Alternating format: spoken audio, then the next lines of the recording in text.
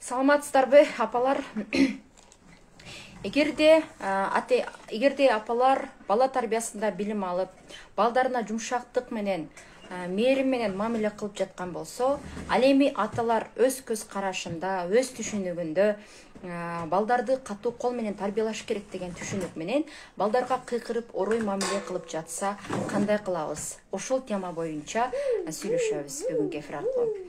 Мага жеке дайректен кайрылган көптөгөн апалардын сунуштары, көйгөйлөрү боюнча мен бала тарбиясында билим алып жатып, балдарга жумшактык менен, мээрим менен тарбиялаганга аракет кылып жатсам, анын баарын атасы бир кыйкыруу менен жоккору чыгарып жатат.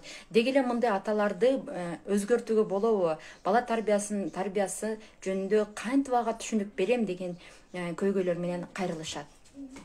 Аталар булар чоң адамдар. Алар эч качан өзгөрүлбөйт. Эгерде биз аларды өзгөртөбүз десек адашабыз. Анткени өзгөрүү бул адамдын ичтен чыккан өзүнүн каалоосу.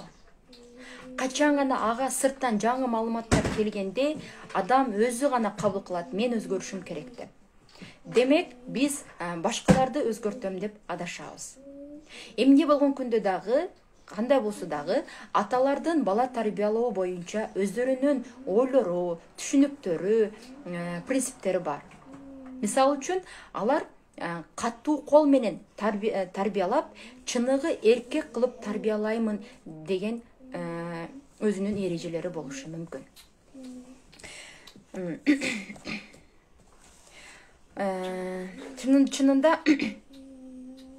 Чынында мисалы үчүн чынында апалардын аталарга карата сен бала тарбиялоо боюнча билимиң жок, сен балдарды туура эмес тарбиялап жатасың, сен балдарды тарбиялай албайсың, сен жаман үлгү көрсөтүп жатасың деген сыяктуу мамилебиз менен тескерисинче аталарды айыптап күнөөлөө аркылуу биз аларды кайтадан мындайча айтканда туура эмес кайрадан алардын ачуусун келтирип, кайрадан өчүрүштүрүп алышыбыз мүмкүн. Бул сөздөрүбүз туура эмес. Анткени бул учурда сөз түрдө адамды айыптап күнөөлөгөн мезгилде алар коргонууга жана каршылык пикирин көрсөтүшөт. Негизинен көпчүлүк аталар, мисалы үчүн, иштен чарчап келген учурда маанайы жок кезде балдарга кыйкырып бакырып алышат. Ал эми маанайы бар мезгилде балдарга жумшак, жакшы мамиле кылышат. Бүгүнкү эфир ошол аталардын кандайдыр бир буга чейинки өтүшүп кеткен оор стресстик абалындагы балдарга карата мамилеси эмес, аталардын ушу депрессия абалындагы мамилеси эмес, кандайдыр бир проблемалардын үстүндө жүргөн аталардын мамилеси эмес, же болбосо өтүшүп кеткен чарчоонун натыйжасындагы мамилеси эмес, жөн гана уруп согуу менен тарбия алып чоңойгон, уруп согуу менен тарбиялоо норма деп түшүнгөн аталарга апалар кандай мамиле кылышыбыз керек? Ошол жаатта эфир болмокчу. Анткени хронический чарчоо деп койду. Хронический чарчоо, стресс, депрессиядагы абалдагы мамиле бул өзүнчө чоң башка тема. Биз ал боюнча сөз кылбайбыз. Көпчүлүк аталар, мисалы үчүн, менин милдетим багуу. Ал эми энелердин милдети бала тарбиясы деп, балдардын тарбиясы энелердин милдети деп, бала тарбиясын энелердин мойнуна жүктөп же болбосо жоопкерчиликти өзүнүн алып коюшат. Бирок балдар чоңойгондо, ер жеткенде, мындай балал чагын эстегенде эч качан багуучуну эмес, бала кездеги жагымдуу таттуу эмоцияларды гана эстейт экен.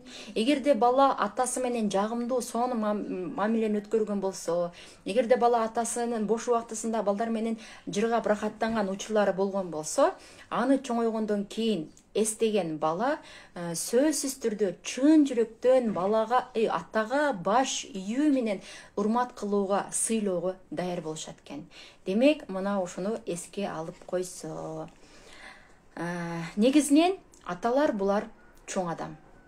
Демек, чоң адам болгондуктан ал жумуштан чарчап келген учурда балдардын ызы чуусун көтөрө албай жатса, бакырып кыйкыруунун ордуна мен бүгүн чарчап турам, мага тынчтык бергиле, акырын сүйлөгүлө деп айтса, балдар түшүнүшөт.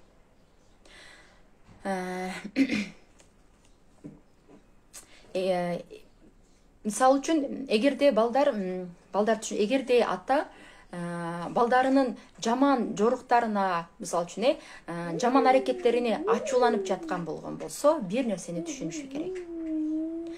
Жаман бала жок.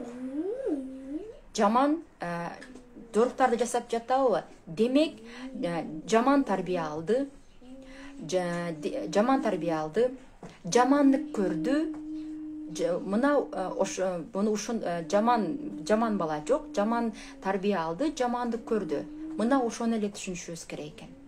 Анткени бала ата-эненин күзгүсү. Бала ата-эненин таасиринен гана өзгөрөт. Башкача болушу мүмкүн эмес.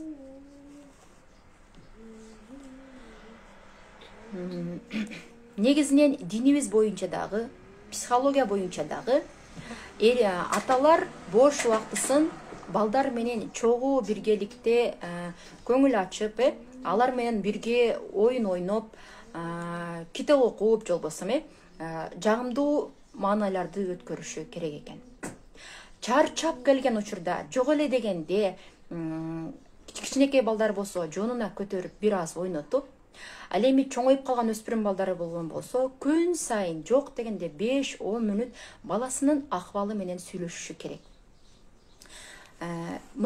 Бала үчүн эртеден кечке апасы менен бактылуу өткөргөн убактысына караганда, атасы менен 5 мүнөт болсо дагы сонун жагымдуу эмоционалдык абалда өткөргөн убактысын, жагымдуу сонун эмоция алган убактысы апасы менен эртеден кечке бирге болгон убактысына караганда жакшыраак жана жагымдуу эмоция тартуулай тургандыгын окумуштуулар далилдешти.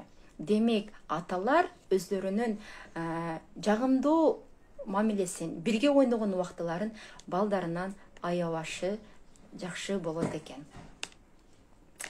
Эми атасын балдарга кыйкырбай, жакшы мамиле аталар балдарына жакшы мамиле кылып, кыйкыртырбай, бакыртырбай коюунун эч кандай эрежеси жок экен. Бүгүнкү эфир аркылуу мен ошол дайректен кайрылган көптөгөн апалардын ошол атасы балдарына көбүрөөк кыйкырып атат, бакырып атат, урушуп атат деген суроолордун негизинде өзүмдүн билимдеримди бөлүшүп койгум келди. Албетте бул мен өзүмдүн жеке сунушум эмес, жеке оюм эмес, китептерден, психология тармактарынан алган ар кандай билимдерим боюнча бүгүнкү эфир даярдалды. Демек, аталарды балдарга кыйкыртырбай, кол көтөрбөй, жумшак мамиле кылдырып коюунун эч кандай эрежеси жок экен. Болгону бир нече гана сунуштарды айта алабыз. Бүгүнкү эфир аркылуу 7 сунушту бермекчимин. Биринчи сунуш: эркек менен аял балалуу боло электен алдын бала тарбиясы боюнча бир чечимге келип, башкача айтканда, бала тарбиясы боюнча атанын көз караштары кандай, бала тарбиясы боюнча апанын көз караштары кандай, экөөлөрү биргеликте ошол баланын тарбиясы боюнча бир чечимге келип алганы жакшыраак экен. Бирок агрессивный эркек боло турган болгон болот. Агрессивный эркектер жумшак болушу кыйын, алар өзгөрүшү кыйын экен да, мындайча айткандачы.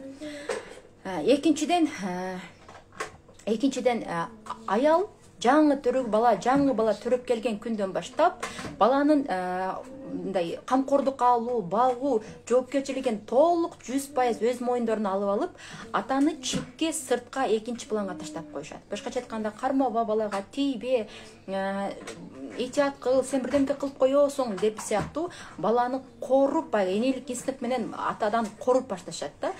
Бул нерсе эркектердин аң сезиминде өздөрү байкабаган абалда менин бала тарбиялоонун алдында, менин балага жоопкерчилик алуунун астында мен керек эмес окшойм.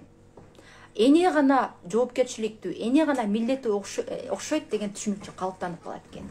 Демек, бала жаңы төрөлгөн күндөн баштап эле аялдар, апалар аталардан жардам сурап, карматып, көтөртүп, баланы берип, акырындык менен памперстерин алмаштырганга чейин жеткирген болгон болсо, ошол жаңы төрөлгөндөн күндөн баштап ата балага мындай уход кылып дебизби, карай турган мезгил, карашып жардам бере турган болсо, өздөрү байкабаган абалда балага мээрим түшүп, ошол баланын жоопкерчилигин алган абалга жетет экен. Андан кийинки үчүнчү эрежебиз, апа өзү үлгү болуш керек экен. Мисалы үчүн, бала чыр салып жатса, жаман бизге жакпаган терс аракеттерин көрсөтүп жаткан болсо, аталардын алдында жумшак сүйлөө менен, балдардын акырын айтып, балдардын проблемасын чечип, көйгөйүн чечип, мындай ошол нерсени жөнгө салып кое турган болгон болсок, аталар рахмет секенерге. Аталар кыйкырып, бакырып аткан болсо, кичинекей бала андан бешбетер кыйкырып, уйлайт, коркот, чочойт. Ал эми чоңоюп калган өспүрүм балдарга кыйкырып аткан болсо, алар андан бешбетер өчөшөт, таарынат, бултуят дегендей. Анан атага акырындык менен өзүнө түшүнүк келет экен. Демек, апасына окшоп мен деле жумшак айтсам, түшүнүп турбайбы деген өзүнө түшүнүк келет экен. Эгерде бирок бала тарбиясы боюнча аталарга дагы 3 жаштагы кризис, анан 7 жаштагы бираз кризис бар деп айтышат, кээде жок деп айтышат. Андан кийин өспүрүм курактагы кризистер жөнүндө билбеген ата болсо маалымат берип койгонубуз жакшыраак экен. Анткени бул учурда 3 жаштагы өспүрүм курактагы балдар мындай эпке жөнгө келбей калган, жүрүм турму оор болуп калгандыктан аталар ал тууралуу бираз билгени жакшыраак экен. 4-чү эреже, эгерде ата балдарына оор ойлонуп, оор мамиле жасап, кыйкырып, бакырып аткан болгон болсо, биз ага айтпай кое албай атсак, сыртта жөн тура албай жаткан болгон болсок, анда кантип айтабыз, кандай формада жеткиребиз? Албетте, аны башкарбай, үйрөтпөй, талашып тартышпай, мен билем деген формада эмес, ашыкча эмоциясыз, жумшак, таң калган абалда гана мындай атасы жакшы маанайда отурганда, бирге чай ичип отурганда, балдар жок учурда, балдардын көзүнчө эмес, балдар жок учурда гана таң калуу менен мен китептен жолбосом, мен бир сабактан, интернеттен бир маалымат көрдүм. Эгерде балдарды биз урушпай, жакшы, жылуу жумшак мамиле кыла турган болсок, эртең карыганда бизге дагы ошондой жылуу жумшак сый менен мамиле жасайт экен. Мен буну угуп таң калдым. Ушундай кылышыбыз керек экен деп ойдо калдым, сен кандай дейсиң деген сыяктуу ар ким өзүнүн сүйлөшүү эрежесине салып жумшактык менен айтса, аталарда балким өзү акырындык менен ошол түшүнүккө башыйышы мүмкүн. Эгерде биз ошондой багындай каршылык менен айта турган болсок, үйрөтүү менен айта турган болсок, алар сөзсүз түрдө уккусу келбейт, жана мага үйрөтпө деген каршылыгын билдиришет. Андан кийингиси 5-эреже. Апалардын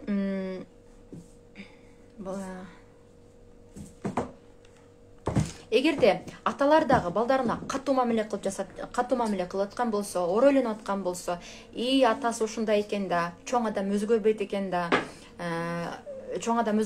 да, ушу боюнча калат экен да, айтсам да укпай жатат, түшүндүрсөм да укпай жатат, мен ар кандай аракетин жасап көрдүм, бирок өзүнө түшүнүк келбесе кыйын экен да деп четке чыгып, кош көңүл болуп туруп калбастан, мүмкүн болушунча балдарга кичине акылы жетип, түшүнүп калган балдарыбыз болгон болсо, аларга атасы жөнүндө түшүнүк берсек болот экен. Мисалы кантип?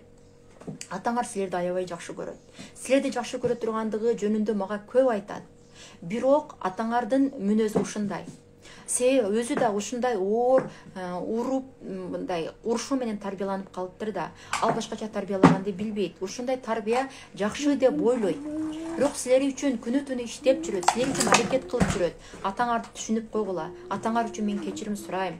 Ал жолбосом азыр учурда чарчап турат. Жолбосом азыр ушундай көйгөйлөр менен, проблемалар менен өзү маанайы жок жүрөт эле деген сыяктуу атанын айыптуу, бирок анын себептүү экендигин балага түшүндүрүп койсок, алар сөзсүз түрдө түшүнөт.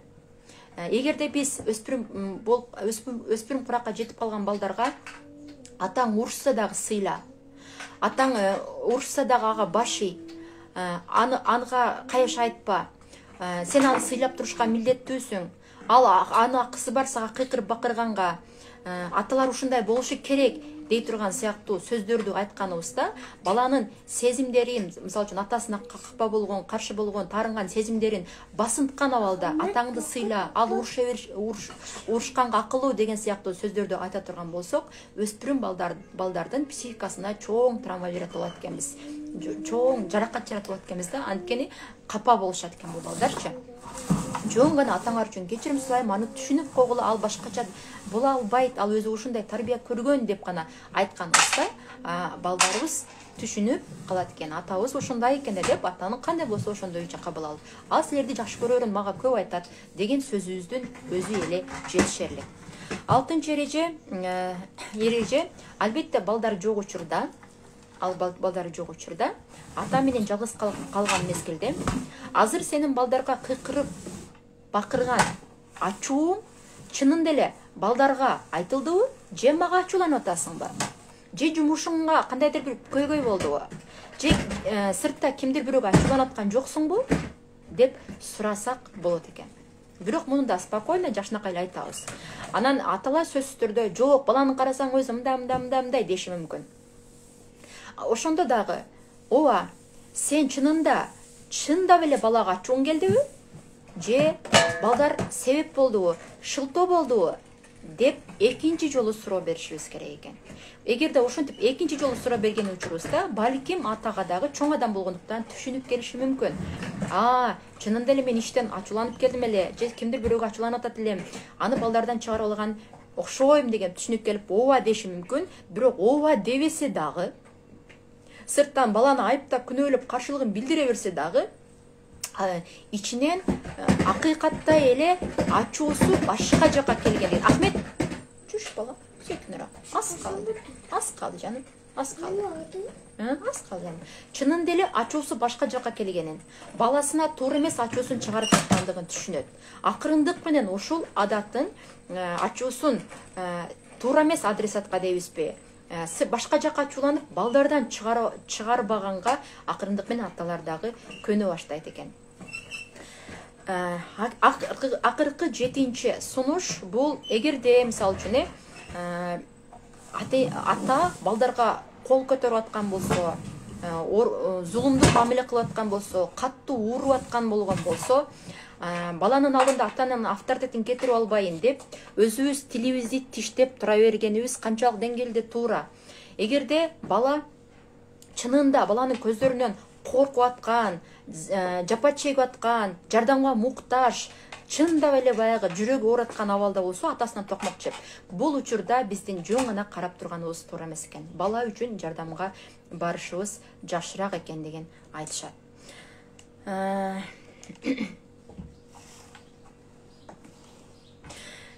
Негизинен аял менен эркектин, жолбосо ата менен эненин ортосундагы бала тарбиясындагы келишпестик көп учурда эле апалар туура, апалар бала тарбиясы боюнча билим алды, алар туура тарбиялап жатат деген гарантия жок экен. Балким апа дагы туура тарбия берип жатам, билимдерди алдым дегени менен балдар психологдору айтышат, апалар дагы балким ката кылып жаткандыгын. Демек бул бала тарбиясы дагы бул жерде чоң билимдерди, чоң медет коет сабактарды дагы да алышы керектиги жөнүндө кабар берет. Көпчүлүк ата-энелердин жаңылыштыгы,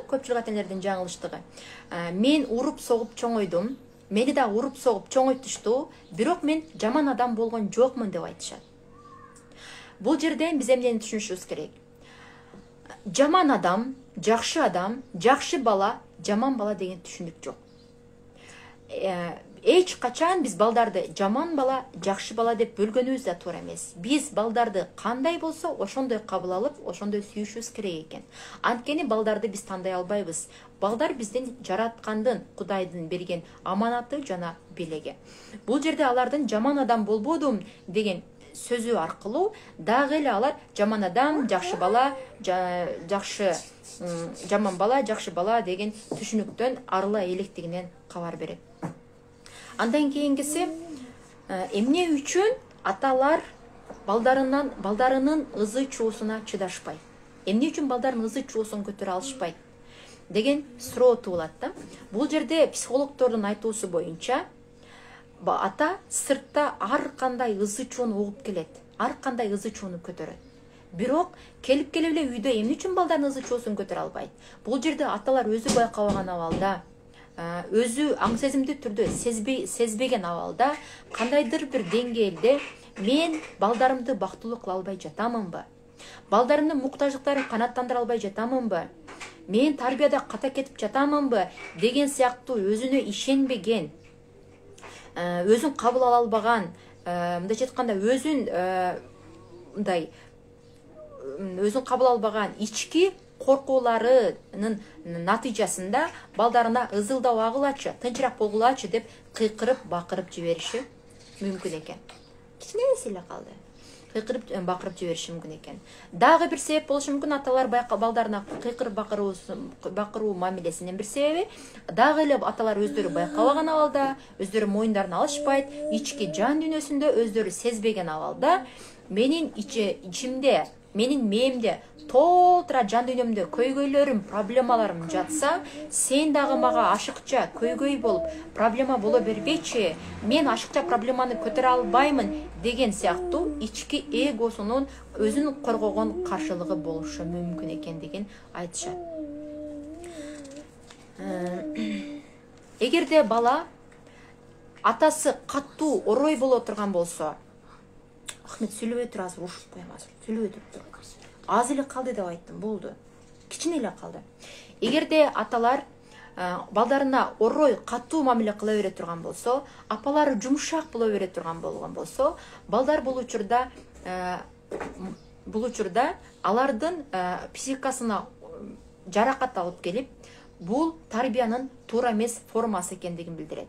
Бала тарбиясында эне менен апанын түшүнүктөрү, көз караштары, позициялары бирдей болушу керек экен. Эгерде апа жумшак, ата каттык боло бере турган болгон болсо, балдар манипуляция кылуу адаттарын пайда кылышат. Өзүнө ишенбеген, өзүн баалабаган абалдары жаралат. Башкача айтканда, албетте баланын темпераментине жараша, сезимталдыгына жараша ар кандай абалдарды пайда кылышы мүмкүн. Мисалы үчүн коркоктук, өзүнө ишенбеген, өзүн баалабаган, мындайча айтканда инициатива көтөрө албаган, мындайча айтканда жоопкерчиликти ала албаган, мажүрөө балдар болуп тарбияланып калышы ыктымал. Демек, ушундай оор ата-энелер бир нерсени билиш керек, балага оор физикалык кол көтөрүү менен оор агрессивдүү мамиле кылуунун натыйжасында коомдо башкаларга зулумдук кылган, эркектер аялдарга кол көтөргөн норма деп түшүнгөн балдар тарбияланып жаткандыгын. Качан гана биз балдарга жумшактык, мээрим менен мамиле кылганыбызда, алар дагы мээримдүү болуп башкаларды сыйлаганды үйрөнүшөт экен. Биздин түшүнүктө ата кыз баланы мейли макул урбаш керек, бирок эркек баланы сөз түрдө уруп, катуу колдук менен тарбиялаш керек деген түшүнүк бар. Бул жерде бир нерсени билишибиз керек экен да. Эркек болобу, кыз болобу экөөнүн тең жан дүйнөсү бар. Экөөнүн тең сезимдери бар. Экөөнүн тең көңүлдөрү бар. Демек, кыз болсо дагы, эркек болсо дагы аларга кол көтөрүү бул туура эмес экендигин түшүнүшүбүз керек экен. Эгерде эркек бала атасынан уруу менен ушундай зулумдук менен мамиле кылып чоңойгон болсо, албетте биздин салтка ылайык, динге ылайык атасын сыйлашы мүмкүн, ага баш ийиши мүмкүн, бирок мунун баардыгы чын жүрөктөн болбой калат экен. Эгерде биз дагы азыртадан балдарга кандай жумшак, сүйүү менен, мээрим менен мамиле кылсак, биз дагы эртең балдарыбыз чоңойгондо ошондой жумшак, сүйүү менен, мээрим менен мамилени балдардан ала тургандыгыбызды түшүнүшүбүз керек экен. Андан кийингиси акырында, сөзүм акырында айтарым. Апалар дагы, аталар дагы ар түрдүү болот. Жашоодо ар кандай көз караштар да бар. Бул менин ойлорум эмес, бул менин билимдеримдин натыйжасында даярдалган эфир. Демек, кандай болгон күндө дагы балдарга кол көтөрүү, аталардын балдарга кол көтөрүүсү, бакырып, кыйкырып урушуусу физикалык зомбулук дагы. Апалардын балдарга кыйкырып урушуусу, сындоосу, каргап шилөөсү, апалардын да ар кандай ошол сөз менен жасаган мамилеси дагы, психикалык мамилеси дагы, атанын физикалык мамилеси дагы, оор мамилеси дагы балага бирдей эле травма жарата тургандыгын, экөөсү тең балага бирдей эле зулум боло тургандыгын түшүнүшүбүз зарыл экен. Эгерде биз ушундай мамиле кыла турган болсок, балдарыбыз жан дүйнөсүндө бактысыздыкты өздөрү байкабаган абалда өздөрүнө сиңирип алып, алар келечекте канчалык ийгиликтүү болбосун, бактылуу болбосун, жүрөктөрү тынчтык таба албаган абалда болуп калышы мүмкүн экен, эгер алар өздөрүнүн үстүнөн иштебесе. Андыктан бактылуу балдарды тарбиялап өстүрсөк, эфир сакталып дейт. Албетте сактаганга аракет кылам. Мени сакташ үчүн даярдадым бул эфирди. Кокусунан эле чыга калдым, убактысынан кеч калып, сакташ үчүн даярдадым. Бирок техника аракет кыламын. Көңүл бурганыңыздар үчүн чоң рахмат. Эфир ушун менен соңуна чыкты. Суроолор болсо комментарийге жазып коюңуздар. Мен чын дилден кызыгуу менен жооп берем.